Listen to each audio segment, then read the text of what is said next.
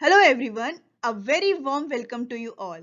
Here we are going to discuss another characteristics of company, that is perpetual succession. Perpetual succession. The term perpetual succession means continuous existence. An incorporated company never dies except when it is wound up as per law. एक company जो incorporate हो गई वो जब तक बंद नहीं करवाई जाती, जब तक वाइंड अप नहीं होता उसका, तब तक वो उसकी एग्जिस्टेंस कभी भी खत्म नहीं होती है. Only law can create and only law can dissolve the company. केवल लॉ से ही कंपनी क्रिएट की जाती है. कंपनी इनकॉर्पोरेशन का पूरा प्रोसीजर फॉलो किया जाता है एंड जब कंपनी को बंद करना होता है तो उसके लिए भी पूरा एक प्रोसीजर फॉलो किया जाता है जिसको बोलते हैं वाइंडिंग अप प्रोसीजर, और उसी के बाद ही कंपनी डिसॉल्व होती है यानी कि बंद होती है. Company, on being incorporated, carries an entity distinct from its members, directors, etc.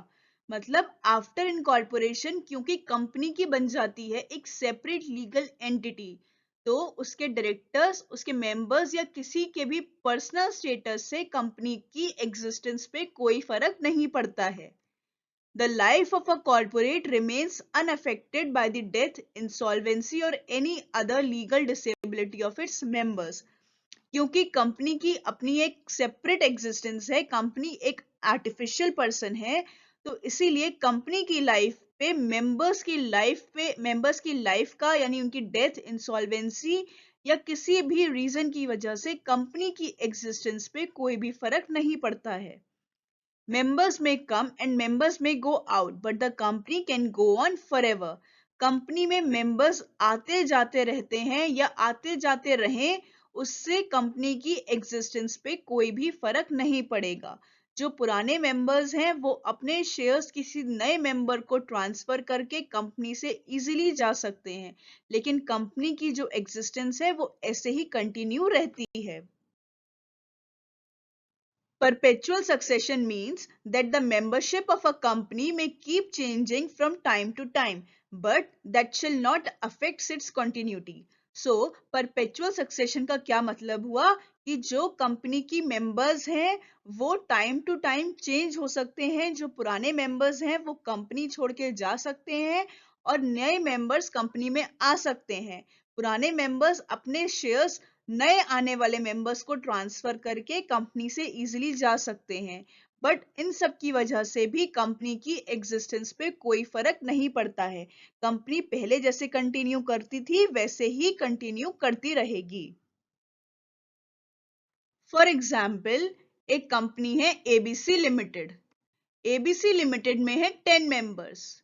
Now in 10 members का हो जाता है एक कार एक्सीडेंट, और इस कार एक्सीडेंट में ऑल हैव बीन डाइड. मतलब सपोज ये सारे की सारे मेंबर्स की डेथ हो जाती है. अब क्योंकि इस कंपनी में 10 मेंबर्स थे और 10 की डेथ हो गई, तो क्या ये कंपनी वाइंड अप हो जाएगी? क्या ये कंपनी की एग्जिस्टेंस खत्म हो जाएगी? तो आंसर इज नो.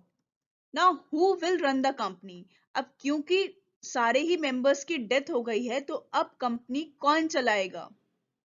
तो कंपनी चलाएंगे न्यू मेंबर्स. और ये न्यू मेंबर्स कहाँ से आएंगे?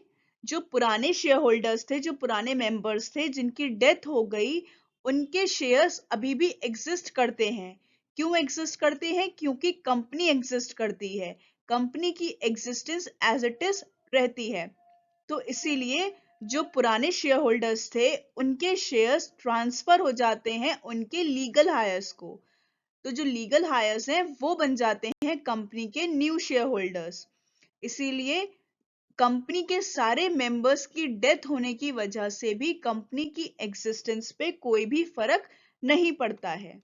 सो the existence of company shall be continued even if there is not even a single member alive. Thank you so much. I hope this is clear. Now we'll be sharing next feature in my next video. So stay connected.